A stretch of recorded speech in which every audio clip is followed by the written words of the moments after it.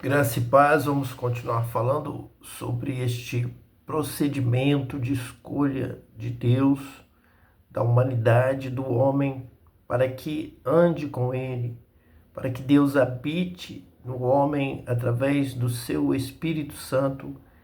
E essa palavra já está proposta, já está anunciada desde o Gênesis até o Apocalipse. Ela se cumpre em Jesus através do batismo com o Espírito Santo. E em todo esse processo, Deus escolhe homens e mulheres para receber de Deus, como Paulo, que no culto, na ceia, no texto de 1 Coríntios 11, nos diz que aquilo que ele recebeu do Senhor, ele entregou. Então Deus escolhe este homem, Deus escolhe a mulher para receber de Deus, para ter comunhão com Deus, ouvir a Deus diretamente, como foi com Moisés. E este escolhido vai ter a amizade de Deus, vai ter o relacionamento com Deus, como aconteceu com Abraão, como aconteceu com Isaías, com Davi, com Jó. E aqui nós estamos estudando com o apóstolo Paulo. E esta pessoa, então, vai comunicar o que tem recebido para que a meta se alcance de ter toda a humanidade, então, redimida, vivendo com Deus, obedecendo a Deus, sendo amiga de Deus. A vontade de Deus criou a humanidade para ser sua amiga. Neste procedimento, aparece o diabo como um anjo que não aceita essa comunhão maior de Deus com o homem do que com ele, com os anjos, com as demais criaturas celestiais. O homem, então, tem a possibilidade de se tornar filho de Deus, como Jesus, seguindo o exemplo de Jesus, que é o primogênito, é o primeiro, é o nosso irmão mais velho.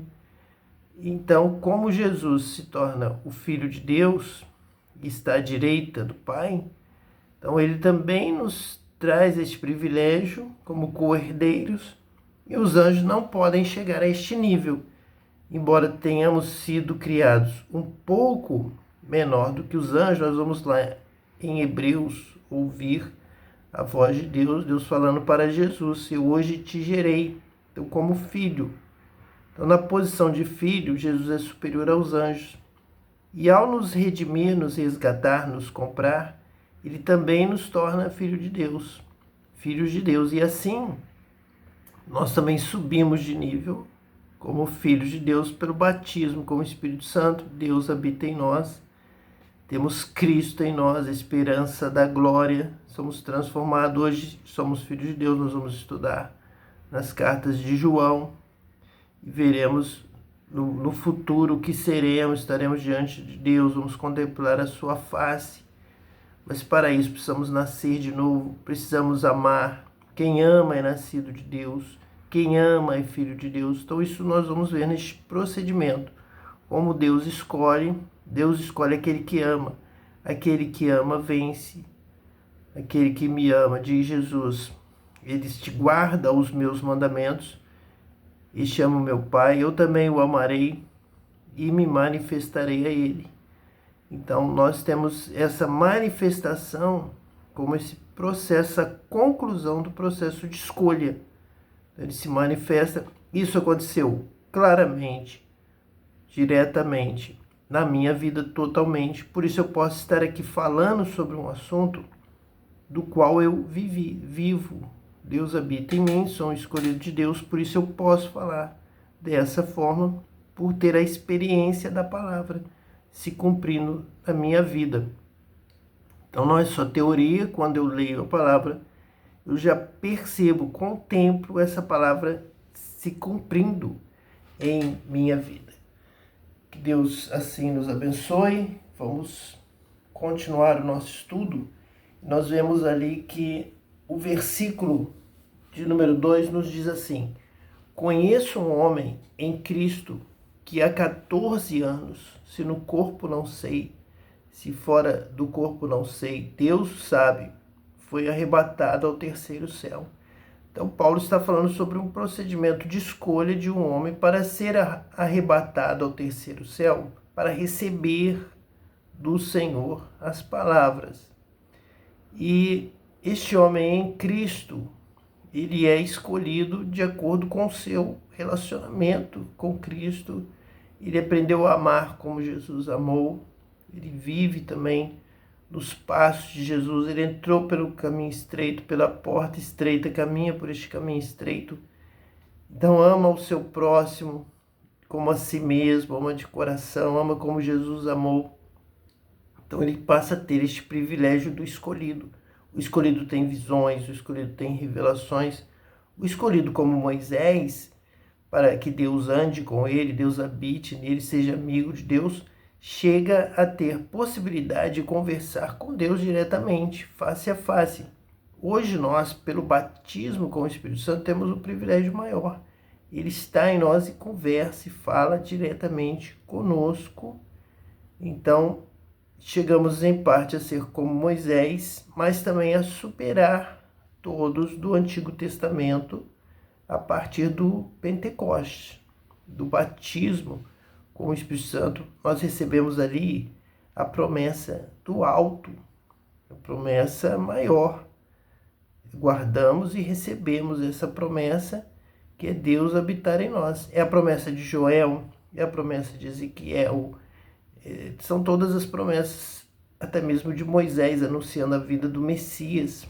Quando a mulher samaritana diz que ela aprendeu ali no poço de Jacó, ela aprendeu entre os samaritanos todo o Pentecostes, até a experiência de Jacó, onde eles se fundamentavam, eles aprenderam que viria o Messias, e esse Messias lhes ensinaria tudo. O homem viveria de acordo com a Torá, com a lei, da palavra de Deus. Viria o Messias e mostraria como cumprir todos os mandamentos. Viveria, seria um exemplo, ensinaria. E todos então viveriam de tal forma, agradando a Deus, que a glória de Deus viria e encheria toda a terra. E aquele que guardasse todos os mandamentos seria bem-aventurado, seria uma bênção, seria abençoado. Então viria uma plenitude, viria o que o escritor ali de Atos dos Apóstolos, Lucas, anunciou, que viria a restauração de tudo. Então, realmente, quando o Messias viesse, implementaria o que Jesus chama de reino de Deus. Este reino de Deus, da presença de Deus, de homens e mulheres que obedecem a Deus em tudo, do qual realmente Deus reina, e as pessoas, conforme as profecias de Ezequiel, por exemplo, as pessoas ouvem, as pessoas creem, entendem e recebem um novo espírito para ter poder, para praticar então toda a palavra, entender tudo e fazer tudo e viver realmente na plenitude da vontade de Deus. Um novo coração para guardar essa palavra.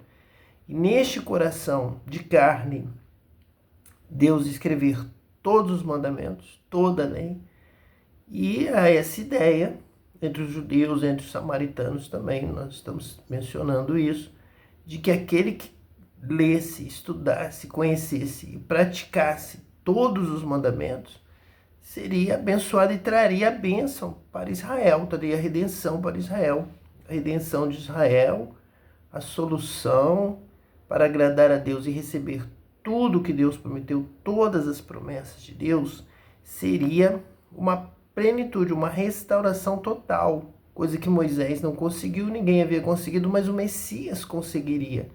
Ele saberia ensinar. Então ficaram nessa expectativa. Mas de que forma que alguém vai sentar numa sala, numa classe, numa sinagoga e vai ensinar toda a lei, vai ler, ele próprio vai ser modelo, ele vai praticar. Então as pessoas verão ele praticando essa palavra e vão entender, e aí vão imitar, vão aprender com ele, vão seguir os seus passos. Então Jesus trouxe essa resposta. Jesus diz, não é pela lei, não é pela letra da lei, porque a letra mata. Essa tentativa de decorar todos os mandamentos, todos os pormenores, isso vai levar a discussões e a desentendimento, como sempre foi. Uma palavra que foi dada, uma lei que foi dada inicialmente em tábuas de pedra, não entram no coração do homem. A pedra não entra na mente do homem. Aquelas muitas palavras não cabem. O homem não consegue. E Jesus não procurou fazer isso. Embora ele tenha andado ensinando, mas a sua visão, o projeto, o plano de Deus, a sua missão foi dita por João Batista. Não era criar milhares de salas de aula para ensinar tudo a todos. Porém, a visão, a solução já havia sido apresentada pelos profetas. Desde Moisés, desde Gênesis, já havia ali a menção do Espírito Santo. A solução é o batismo com o Espírito Santo, é o Espírito Santo habitar em todos. Então, o Espírito Santo, ele escreve a lei em tábuas de carne, no coração. Então, recebe um novo coração do Pai, um coração transformado, um coração que guarda, que grava, e vai sendo escrito, vai sendo gravado numa menção ao coração também, como uma mente renovada pelo Espírito Santo. O Espírito Santo realizando toda essa obra. Então, ele habitando em nós, ele próprio vai passando aqui diretamente na nossa mente, no nosso coração. O amor, a prudência, a obediência, o ser justo, o ser correto, a interpretação da palavra. Então, a letra simplesmente, ela mata, mas o Espírito vivifica tudo, até a letra, até a lei, até a Torá, traz nova vida, traz a verdadeira interpretação, traz a memória certa, traz a direção correta. Então, a solução que Jesus traz como Messias, que vai ensinar tudo, é batizar com o Espírito Santo. A partir do momento que eu fui batizado com o Espírito Santo, a palavra de Deus começou a brilhar na minha frente. Ao abrir, ao meditar, o Espírito em mim, se movendo em mim, falando comigo, fala com a minha mente, me mostra, me revela, me ensina, me faz lembrar de um texto, me faz lembrar do que Jesus falou, me faz lembrar do que Jesus fez, me faz lembrar de tudo, me fala tudo. Então, alcançamos esse objetivo. Jesus alcança esse objetivo, Jesus realiza a obra, consuma a obra. Por quê? Podemos até começar com graça, ser salvos pela graça de Jesus, o favor imerecido. Também podemos até traduzir, vamos trazer um estudo aqui, já preparamos completo sobre essa graça. É sinônimo de esmola, é aquele favor, é aquilo que ele traz, que nós necessitávamos, não tínhamos, estávamos perdidos, éramos ali pobres, cegos, nus, miseráveis, sem nada, sem condição de obedecer a Deus. Então ele vem nos dar a graça, a esmola, o começo, ali ele nos redime. Mas agora ele nos abençoa. Então nós já temos o Espírito Santo, temos essa herança, essa porção enriquecedora da alma, do espírito, do nosso interior. Então nos dá a condição de receber tudo pela fé, gravar, aprender e praticar. E ter obras. Então as obras para as quais fomos criados por Deus ali em Gênesis para viver, para cumprir, para fazer. Então vem todo esse processo de escolha. Muitos são chamados, mas poucos os escolhidos. Então vamos vendo este procedimento e trazendo na palavra de Deus, com essa revelação, com essa visão, com essa base de Cristo, Messias, que nos ensina tudo. Para ensinar tudo, não é a mente humana, que não tem condição de aprender tudo, mas é a mente, é o coração, cheios do Espírito Santo, é a vida batizada com o Espírito Santo, na qual o Espírito Santo habita. E por isso, Paulo pode dizer, eu também julgo que tenho o Espírito de Deus, e se o Espírito de Deus habita em mim, eu posso falar, eu posso entender, eu vou entender e vou falar pelo Espírito. Se eu estiver falando pelo Espírito, eu falarei a revelação de Deus do céu, realmente da vontade de Deus, realmente do que é, da interpretação correta, não de uma letra que mastigada na mente humana, cheia de defeitos, cheia de complexos, de divisões, de interpretações carnais, de interesses carnais. Então passa a ser uma interpretação pura do Espírito Santo que nos toma, que fala. E nós vivemos nessa situação. Uma hora falamos totalmente pelo Espírito Santo, ele usa nossa boca, ele fala através de nós, como Jesus mesmo anunciou, não precisareis ter cuidado, preocupação, porque o próprio Espírito vai falar através de vocês. Então isso tudo se cumpre.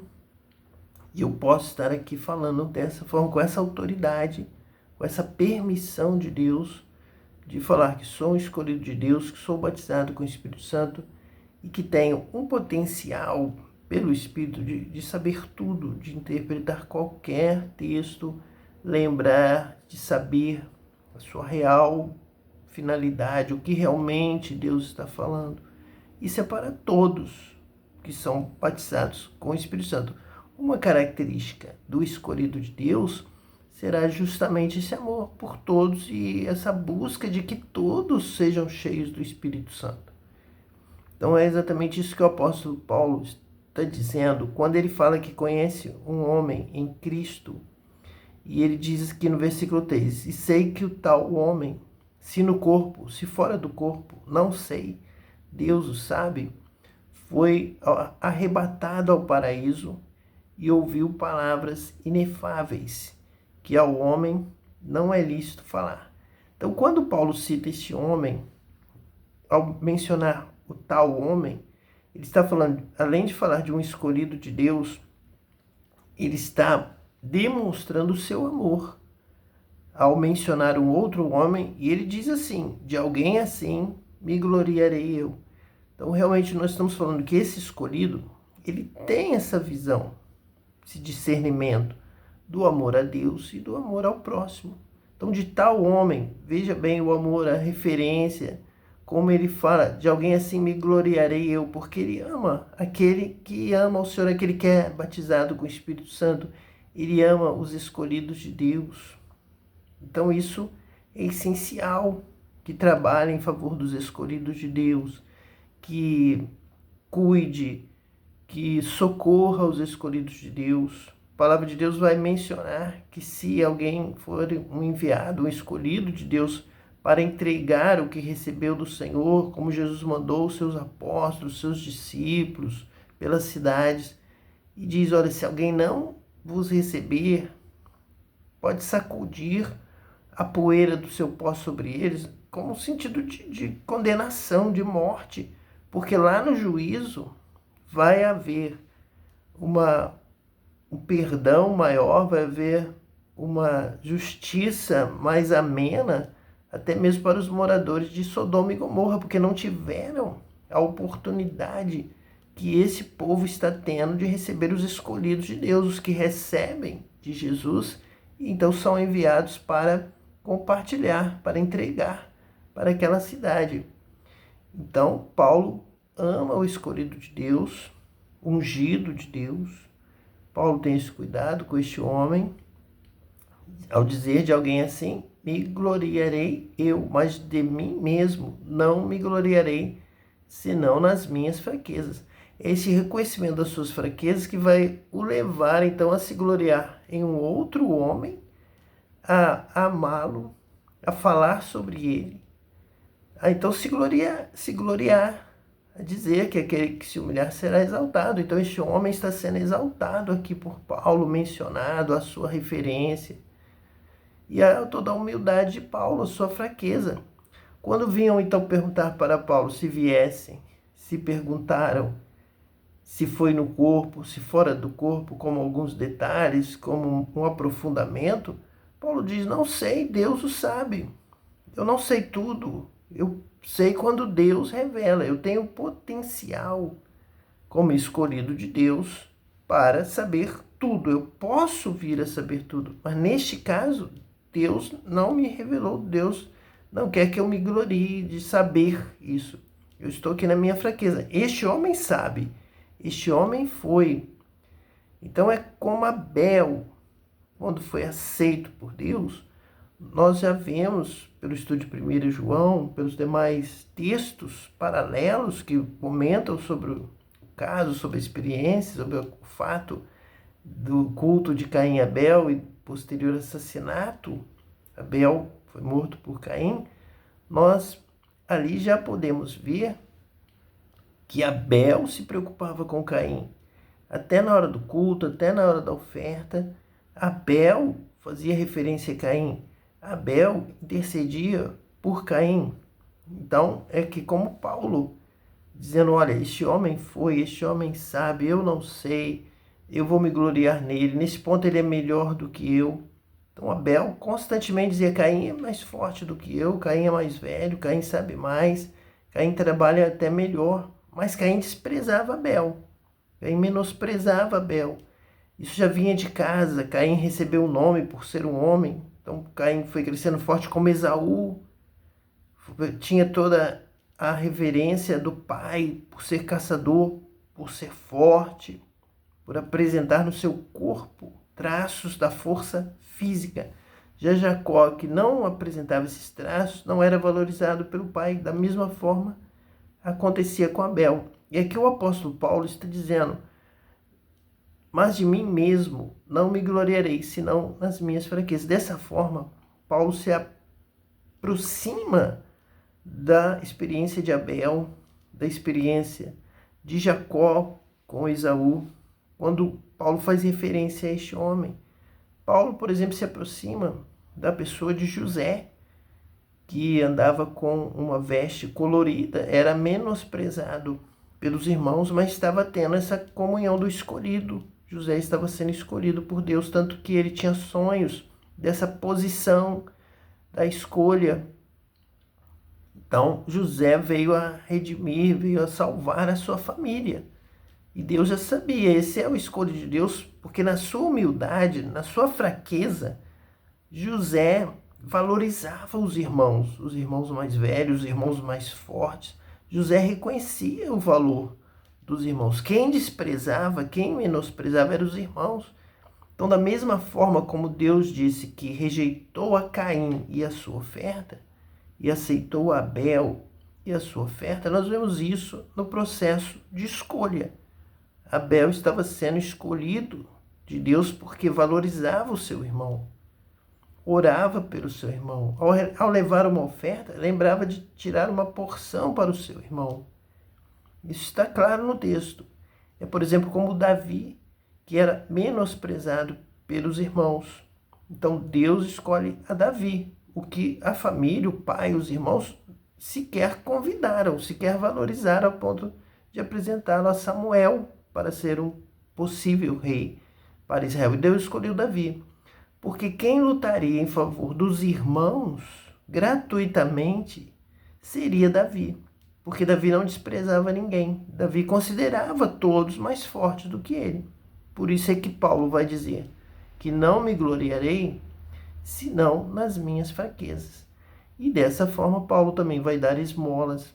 Paulo vai olhar para todos, para o mais fraco, para o mais pobre, como alguém que, na verdade, é forte e que poderia ser recuperado.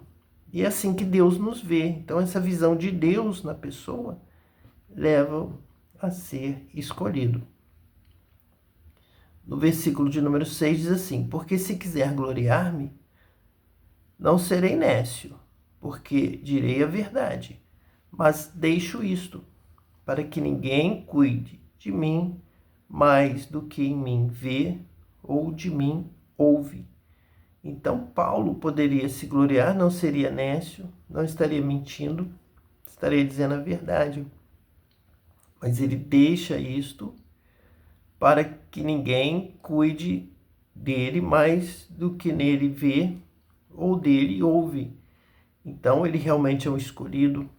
Já sabemos aqui que ele tem dons, que ele tem amor, que ele tem poder, que ele tem unção, que ele recebe do Senhor, entrega ao povo diretamente de Deus. Ele é batizado com o Espírito Santo.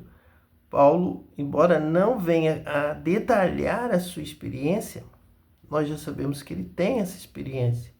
mas ele repete várias vezes o encontro com Jesus. Ele diz várias vezes que ele seria batizado com o Espírito Santo. Então ele faz referência a esse poder de não ser nécio, mas de que realmente Deus estava realizando uma grande obra na sua vida, que ele tinha os dons espirituais, como temos aqui compartilhado. Versículo 7. E para que não me exaltasse pela excelência das revelações, foi-me dado um espinho na carne, a saber, um mensageiro de Satanás, para me esbofetear, a fim de não me exaltar. Então nós temos aqui uma repetição lá do Jardim do Éden, em que nós temos o homem e a mulher como amigos de Deus. Deus vem em vários momentos, na viração do dia, em tantas outras ocasiões, Deus vem então trazer revelações ao primeiro casal. Adão e Eva recebem, então, excelência das revelações, que está aqui em 2 Coríntios 12, versículo 7, para que não me exaltasse pela excelência das revelações que são dados aos escolhidos. O primeiro casal claramente é escolhido, ainda não tem o pecado, então tem toda aquela intimidade com Deus. Deus criou o homem para ser seu amigo, criou a mulher para ser sua amiga. Então Deus vai andar com eles ali pelo paraíso e vai conversar, vai começar e crescer essa amizade, esse relacionamento. É como Paulo, excelência das revelações. Mas agora, com o pecado entrando, já tem um espinho na carne, é saber, um mensageiro de Satanás para me esbofetear, a fim de não me exaltar. Então agora já há esse controle.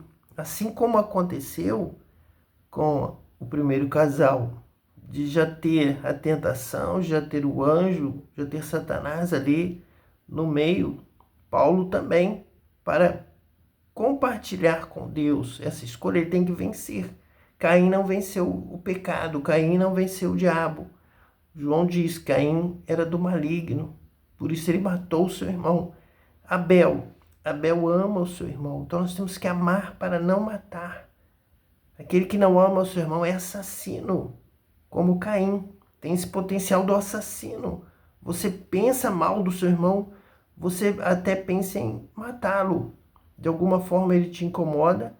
Então, assim como Caim matou Abel, este é um modelo, é um exemplo daquele que, tendo esse espinho na carne, esse mensageiro de Satanás, ele vai estar precisando lutar para me esbofetear, diz aqui. Então, vai uma luta espiritual para que ele possa realmente comprovar este amor, vencer o diabo, vencer a mentira do diabo, vencer a tentação do diabo, para que não se exalte, para que realmente dê glória a Deus, seja um escolhido de Deus, ame a Deus e ame o seu próximo, e dê a sua esmola e faça o bem, e tenha boas obras.